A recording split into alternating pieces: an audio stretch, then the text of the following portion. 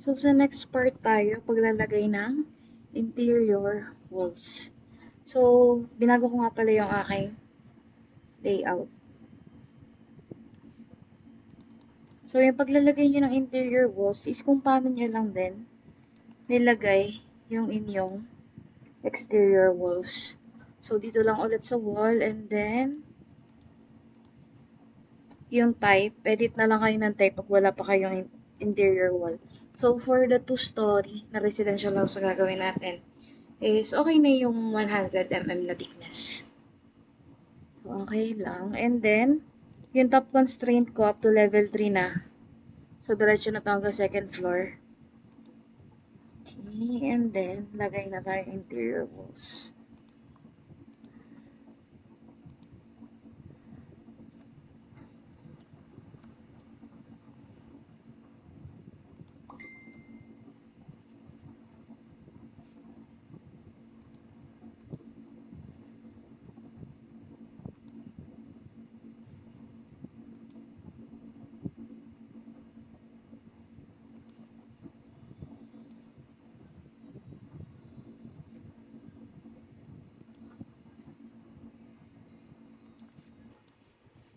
So, meron akong mga interior walls. Next naman is, na ilalagay ko ay stairs.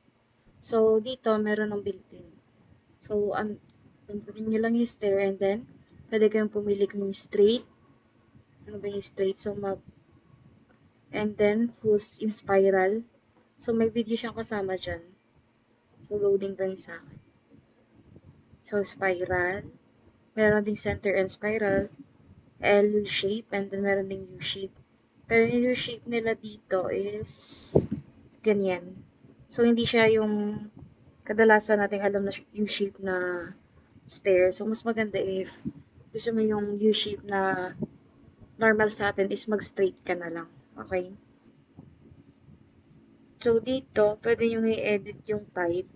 For example, yung gusto nyong riser is 200 mm. So, okay nyo lang yan. And then, pwede kayong maglagay dito kung ilan yung desired nyo na number ng steps ng stairs.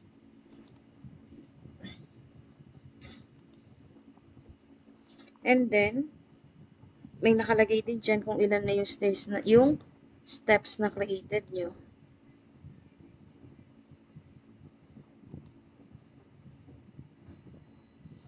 So, magkadikit.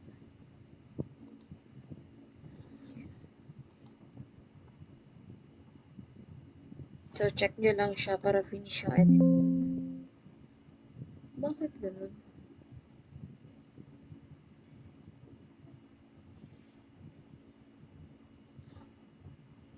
Ayan. So, move muna natin to.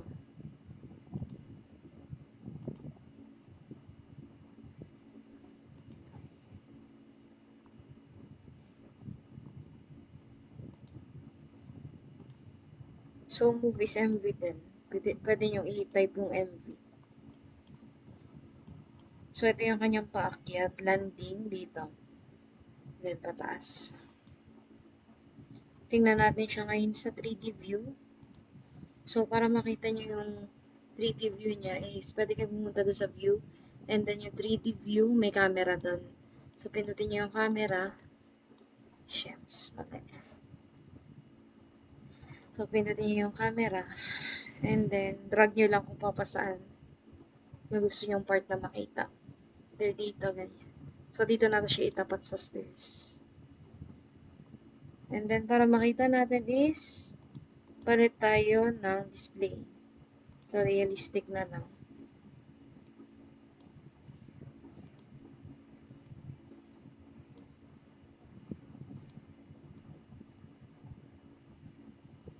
Zoom out natin konti.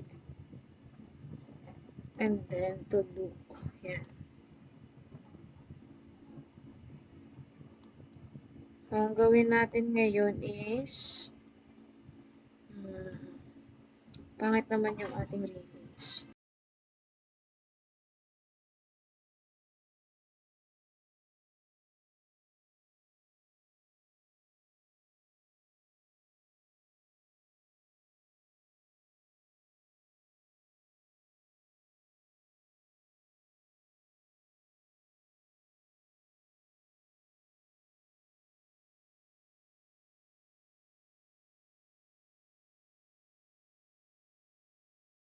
Etong railings natin, pwede natin tong paltan.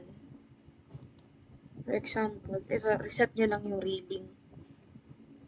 So, meron tayo dito. Pwede nyo gawing rectangular yung railing. Pwede din gawin nyo siya glass panel. So, di ba mas maganda kapag glass panel? And then, okay din naman na i-delete natin tong part na to ng railing since nakasagad naman tayo sa wall. So, delete na lang natin. And then, itong kabilang railing, ito yung gawin nating glass. Glass panel.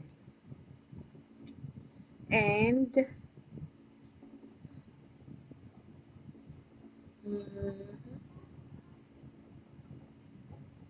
actually,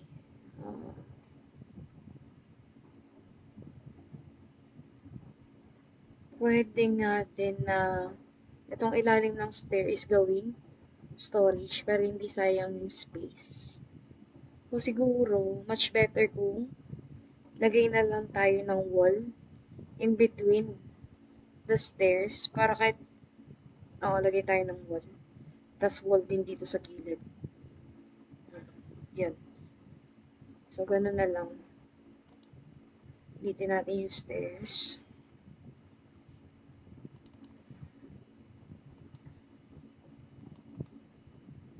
Delete.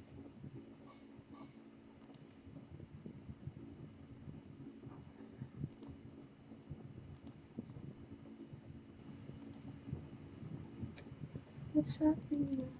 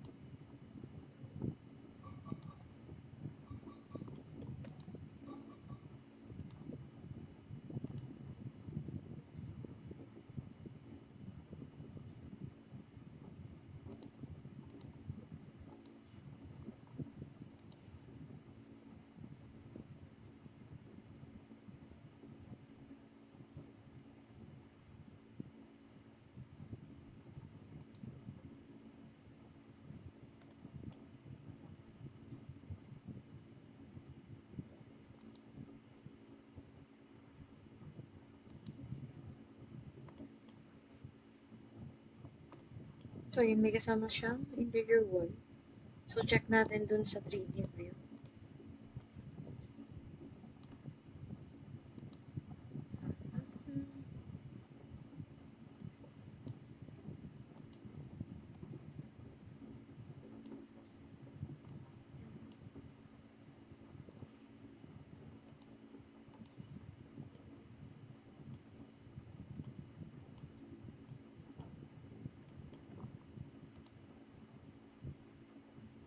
So, yun, natakpan na.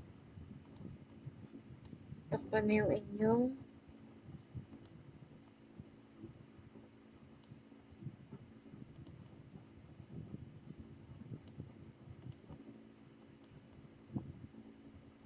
stairs.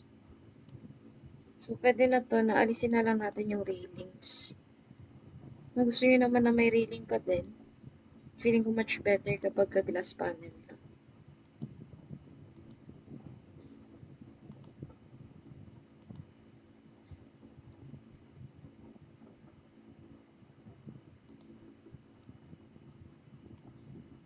So, okay lang naman to na wala na siyang railing since may wall naman.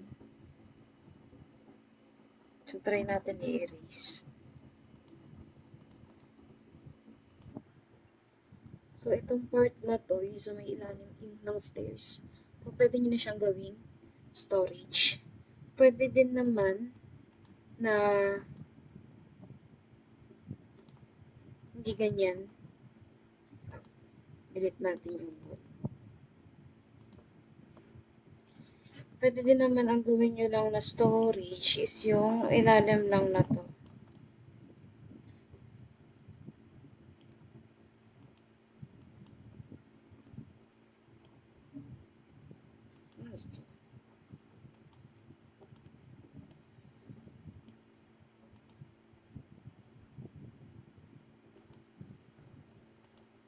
So, pwede din naman na ang gawin nyo lang na storage is itong maliit lang na area dito sa ilalim ng landing. Pwede din yun. And then, gawin na lang din natin glass panel. Itong railing dito sa side na to. So, para ma-edit yung railing, so erase na lang muna natin itong isa pang railing dito. And then, punta kayo sa architecture, sa railing, and then gawin natin siyang i-place natin on stair and ramp. So, pwedeng sa threads or pwedeng sa stringer. So, may stringer naman yan. So, dyan natin ilagay. Okay. So, meron na tayo yung railings niyan. Nabalik natin yung pinaka-railing kanina nung unang-una. Which is yung madami. Yan. So, pwede natin ngayon, since ang gusto lang natin lagyan ng railing is itong part lang na to. No? Itong part na to lang, and then ito lang. Itong side lang na to. Hindi nakasama itong nandito. So, balik tayo ng level 1. And then, edit natin yung path ng railing. So, click nyo yung railing. Edit path natin siya. So, erase na natin to. Ito din. And then, ito din. So, itong side na lang na to yung meron. And then, gawin natin siyang glass panel. Pati itong isa. Gawin din natin glass panel. So, check natin in 3D view.